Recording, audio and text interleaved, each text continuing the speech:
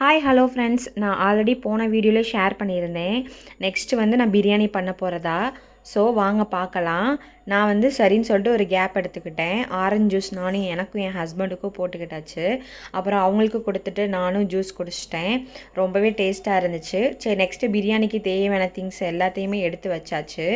At the same time basmati ரைஸும் நல்லா ஊற வச்சிட்டேன். அதுக்கப்புறம் அது எல்லாத்தையும் கட் பண்ணி வச்சுட்டு அதுக்கப்புறம் ஆல்ரெடி மட்டன் வந்து ரெடி பண்ணி வச்சுருந்தேன்.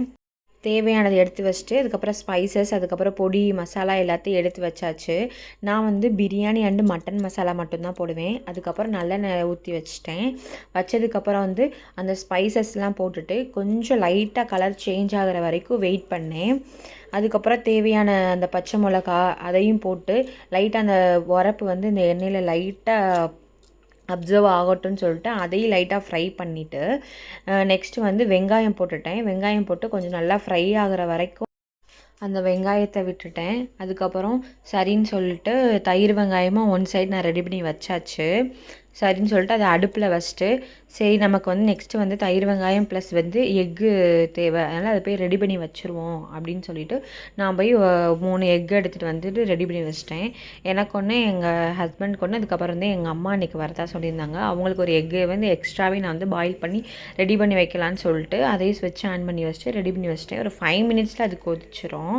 சரின்னு சொல்லிட்டு இது கொஞ்சம் நல்லா ப்ரௌனிஷ் கலரில் வந்ததுக்கப்புறம் லைட்டாக இஞ்சி பூண்டு பேஸ்ட்டு ஒரு 2 ஸ்பூன் அளவுக்கு இஞ்சி பூண்டு பேஸ்ட்டு சேர்த்து அந்த இஞ்சி பூண்டு பேஸ்ட்டு வந்து அப்சர்வ் ஆகி அந்த ஸ்மெல் போகிற வரைக்கும் நல்லா கிண்டிட்டு அதுக்கப்புறம் தேவையான தக்காளி, அப்புறம் கொத்தமல்லி, புதினா எல்லாத்தையுமே ஆட் பண்ணிக்கிட்டேன்.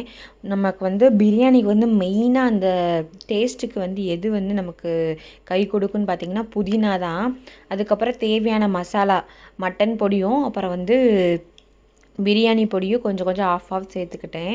கொஞ்சம் நல்லா லைட்டாக காரமாகவே சாப்பிடுவோன்னு சொல்லிவிட்டு அப்புறம் கொஞ்சம் தயிர் சேர்த்து கொஞ்சம் மசிகிற அளவுக்கு வெயிட் பண்ணி நல்லா கொஞ்சம் எண்ணெய் திரியணும்.